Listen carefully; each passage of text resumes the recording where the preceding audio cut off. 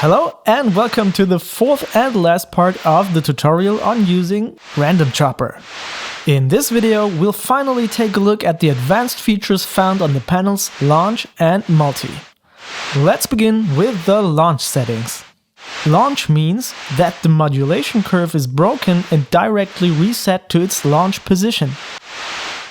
By default, that position is set to the beginning of the attack. However, you can also choose the end of attack, beginning of release, or end of release as launch position.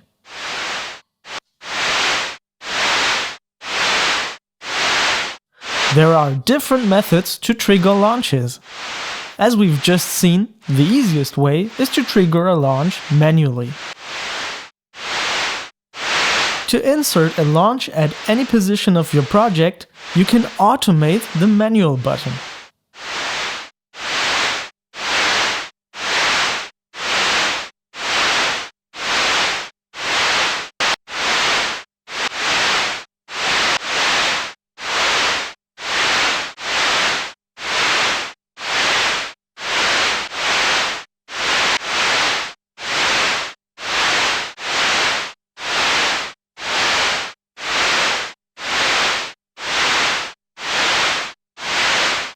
With the sync function, you can insert launches at musical positions of your project.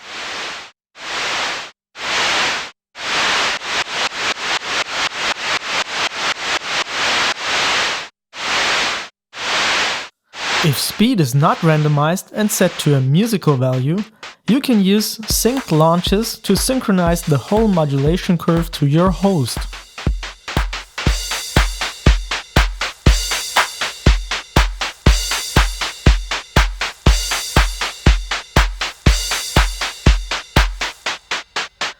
If speed is randomized, you can use synced launches to synchronize certain parts of the modulation curve, like the first beat of each bar.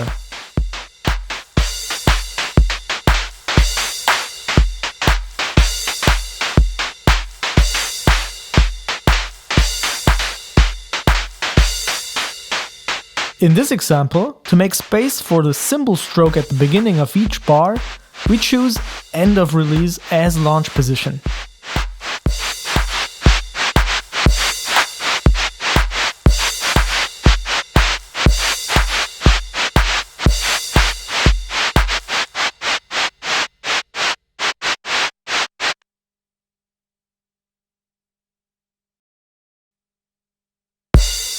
With the peak function, a launch is triggered whenever the input signal exceeds the defined threshold. Applying Random Chopper to this drum track, we can use that to trigger a launch on every hit of the bass drum or cymbal.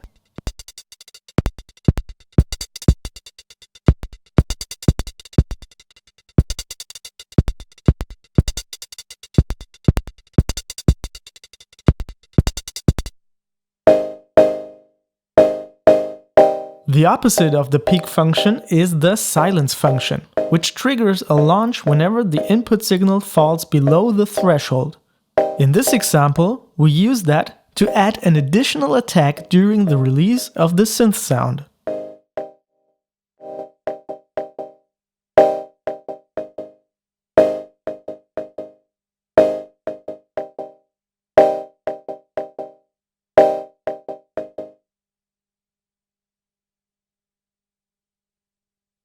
When a launch is triggered, not only the modulation curve, but also the sequence seed is reset.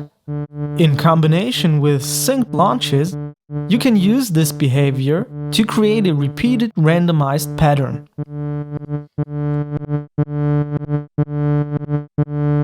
Every sequence will produce a different pattern.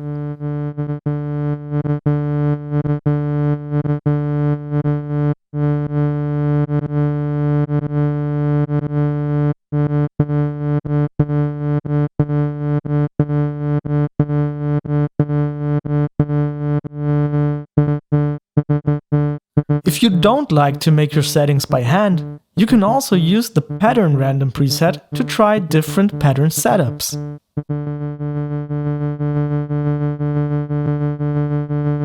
Now, let's take a look at the multi-settings. With the multi-settings, you can combine up to 5 single modulation curves into one resulting curve. To start with, let's add a second curve by setting instances to 2. We can see that the second curve is twice as fast. When we add a third curve, it is again twice as fast compared to the second. This is because the variation parameter is set to 2. The variation parameter defines how the speed of the additional modulation curves relates to the speed of the first curve, which is the speed set on the speed panel. Round variation values will produce rhythmic sounds,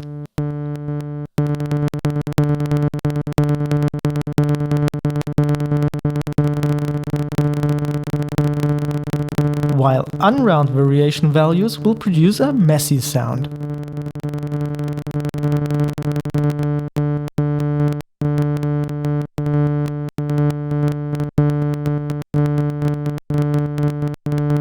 While the speed of the single curves depends on the variation setting, shape and depth are shared among all curves. Each curve is randomized independently, however. As a result, you can use the multi-panel to create complex modulation curves even if variation is set to 1, by adding randomization.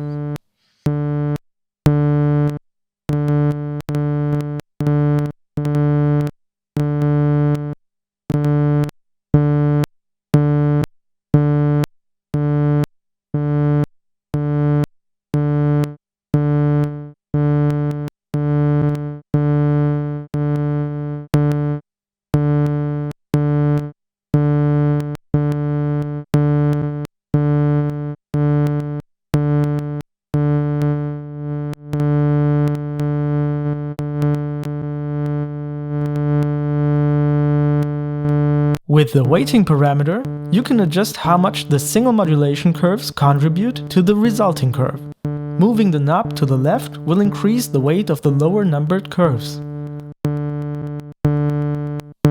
while moving the knob to the right will increase the weight of the higher numbered curves.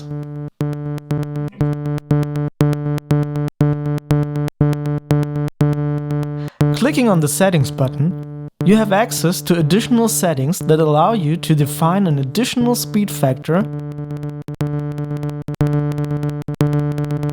as well as an offset for each single modulation curve.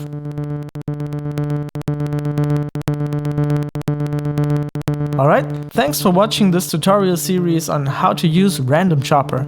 So far, many but not all features of Random Chopper have been discussed, and for more details you can check out the documentation.